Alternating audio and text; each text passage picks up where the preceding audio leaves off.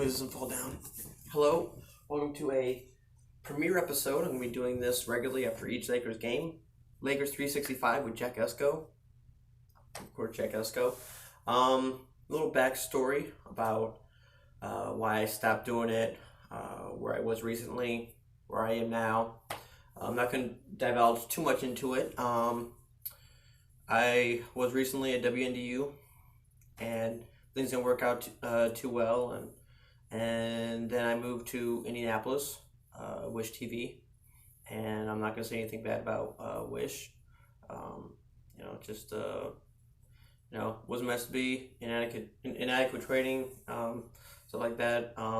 Just wasn't God's purpose for me to be there, and so I'm moving on. I have an interview tomorrow at a radio station, so God willing, just doing this. This is going to be like my therapy, whether I have a job or not.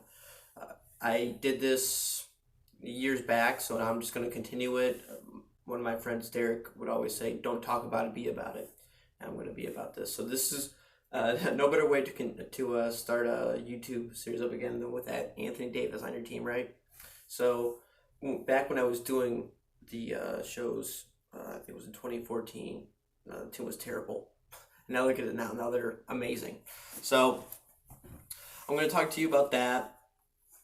And I'm going to talk to you about what they've done so far, give out some awards, outlook for the next 3 games, and then I'll see you next after the Grizzlies game. So this is going to be after every game thing. It won't be too long. It won't be, 30 minutes or anything like that. It'll be nice and quick, some takeaways, player of the game, stuff like that, and keep it moving. Because I know you guys have busy lives and, don't really want to watch a half-hour soliloquy of me talking. So, here we go. We're going to give out team MVPs, best bench player, best surprise, and then the 3-game outlook. Here we go. So, in my estimation, this team has been unbelievable so far. I really thought this was going to be a little bit of a get to know each other, just like most super teams for LeBron's are. Oh, it takes a while, about 25 games, then boom, they're incredible. Like the Heat, or a couple years with Kyrie and Love, it took a while, and then they got rolling. I thought it was gonna be the same way, but they just clicked instantly. And I'll get on to the big surprise later of why they clicked on so fast. But yeah, it's been pretty incredible. They're 41-12, first in the West. It's their last game they won 120 to 116 against Denver. A very statement win before ending into the All-Star break. My team MVP. A lot of people would say Anthony Davis. And I thought about putting his name down. I really did. But then I gave it more thought, and I was like, I don't think I want to do that. I'm going to go with LeBron James, and here's why. LeBron James is doing it from multiple sides. He is leading the team in assists with over 10 a game, 10.3.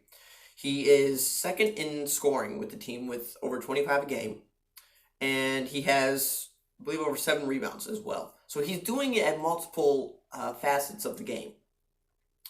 Not to take away anything from Anthony Davis. Anthony Davis is an incredible player, and he would probably be second place for team MVP. But the thing with Anthony Davis is he's not distributing as much as LeBron is.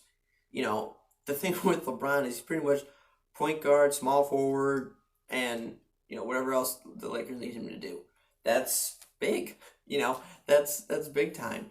Anthony Davis just told to, okay, you're going to be power forward, you're going to score a lot, and you're going to get rebounds, block some shots, and you're going to be play center if need be.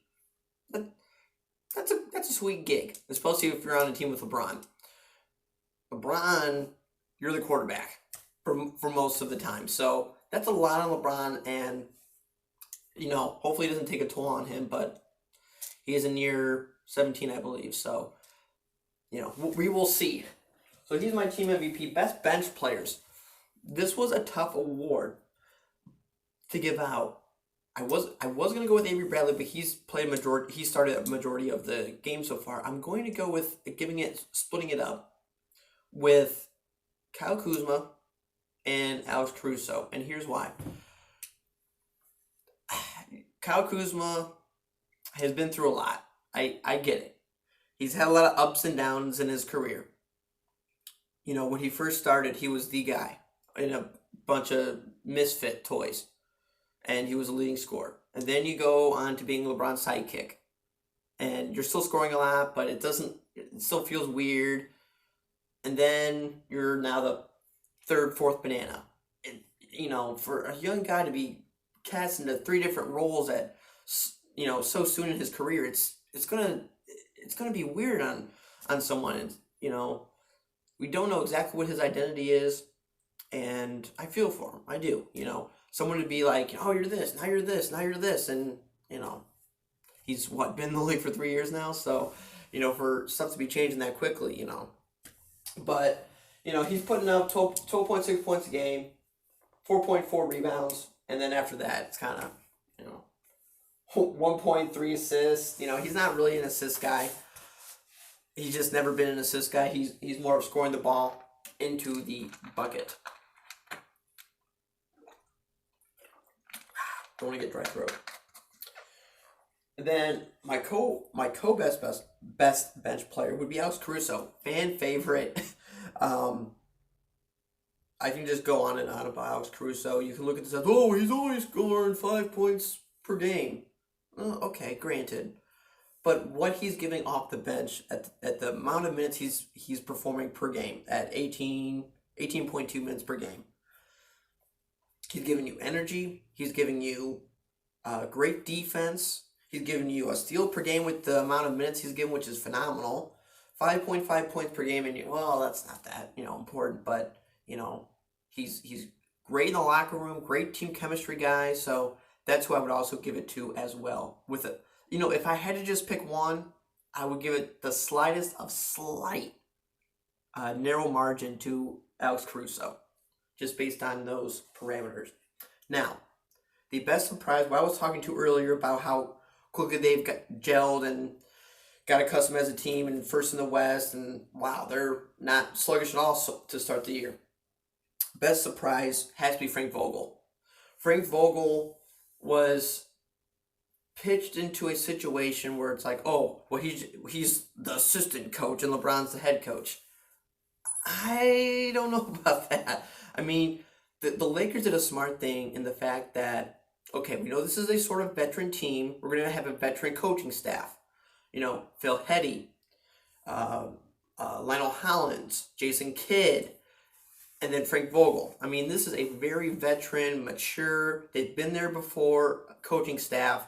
So you're throwing Frank Vogel, and everyone thought, oh, well, he slips up, Jason Kidd, and that hasn't really been the issue at all. He has been, I never thought that Frank Vogel was going to be trash, but I didn't think he was going to be first in the West at 41-12, and he's really opened up my eyes, and he definitely should have Coach of the Year consideration for sure. So now, if you look at the 3-game outlook for the Lakers, you have Memphis, Boston, and New Orleans. I think the most excited I would be if you rank the most excited to least excited. Number one, probably New Orleans, because this would be the first time the Lakers see Zion Williams with the other former Lakers that they have seen previously this year: Brandon Ingram, Josh Hart, and Lonzo. I would say my second most excited would probably be the Boston Celtic-Laker rivalry. That's always exciting. No matter what the record is throughout the record, it's historic. And then nothing against the young Grizzlies. You give them 2 years, they're going to be there. They have Summer League MVP Brandon Clark, Triple J, Jaren Jackson Jr. for you guys who don't know that, John Moran. They're getting there. They're getting there. They just take them time. They'll get there. So that's the first team the Lakers will play coming out of the break tomorrow. Memphis at 28-26. Then Boston at 38-16. Then New Orleans. They're coming. They're coming for that 8 seed. Memphis, you be ready. They're coming. They're coming for you at 23-32. They're coming. I'm just letting you guys know that they will be there. They're all healthy. Yeah, they're definitely coming. So I would be a little nervous if I was Memphis, but just that is the show. Hope you guys enjoyed it. That thumbs up. If not, That's fine. God bless you anyway, and hope you guys enjoyed Lakers 365.